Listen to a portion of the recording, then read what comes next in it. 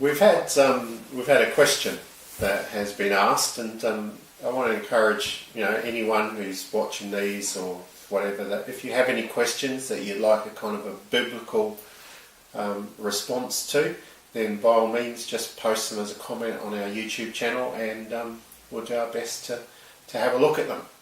So the question that's been asked was whether or not Adam had a belly button. Now, the person who asked this question kind of said, I know it's a silly question. And I actually said to them, well, first of all, it's not a silly question. It may seem silly, and it may seem childish, but actually when you think about it, there's actually a lot behind that answer.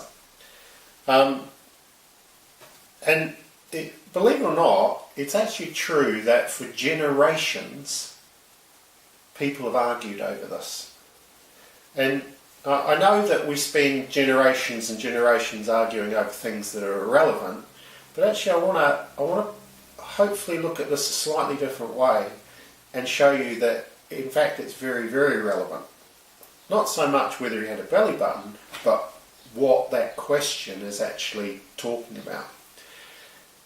So much so that if you look at a lot of the paintings of the masters, Michelangelo and all these guys who painted all these biblical themes, if you look at a lot of them with Adam and Eve, you will very often notice that there is a strategic bit of foliage or something covering up the belly button, or where the belly button would be more specifically, because there was such an argument going on.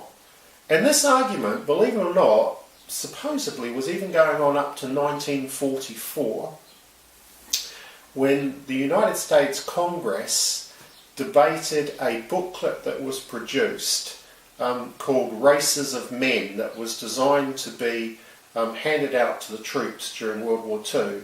And in it had a depiction of Adam and Eve with a belly button, and the United States Congress actually stopped that booklet being distributed because they said it wasn't a proper indication of history.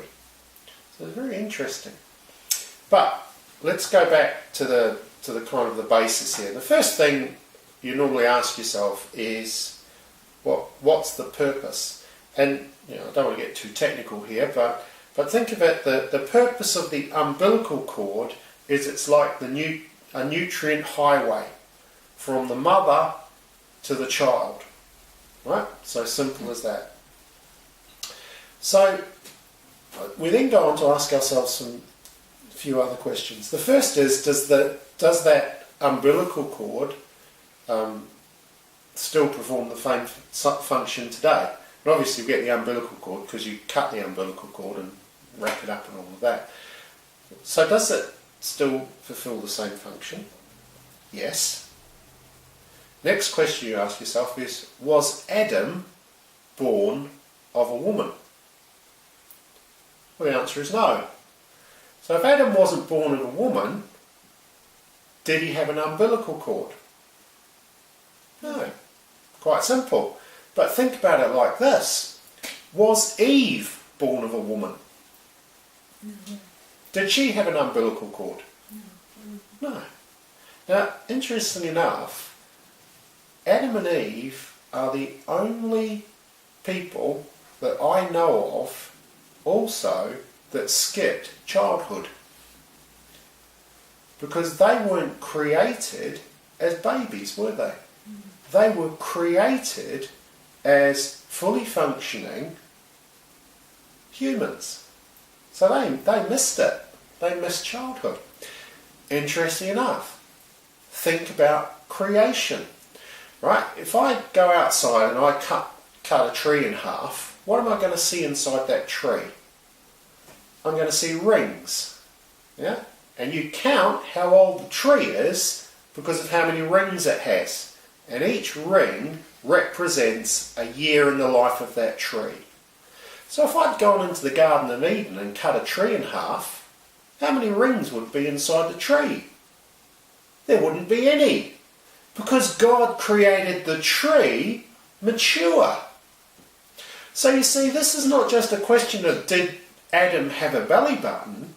The question is, at its core, did God create in 6 days all that exists? And you can go through all the animals, all the plants, all of creation, and that first creative event meant that none of these things like rings and trees and belly buttons would have been there. Now, what's the importance of that? Can you imagine sitting around the campfire, right, with Adam and Eve? And one of the kids says to Adam, Adam, why haven't you got this thing that I've got? And points to his belly button. What a great opportunity. So Adam goes, let me tell you, because the Lord God created the heavens and the earth, and then he formed man out of the dust of the earth, and that's why I haven't got a belly button. Now, I think that's a tremendous opportunity. And it comes down to, do I believe the biblical account of creation, or am I trying to fit a worldview in there? Now, we've got to be dangerous when we try and fit a worldview in a biblical account, because what you can end up with is a mix. And so for me it's very simple.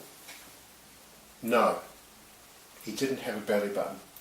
Eve didn't have a belly button. The trees didn't have rings in them telling them how old they were. These things were created from nothing by God. Have a read of Genesis and make up your mind yourself. If you have any more questions, then please just post them and we'll address them and have a look at them. Thanks a lot.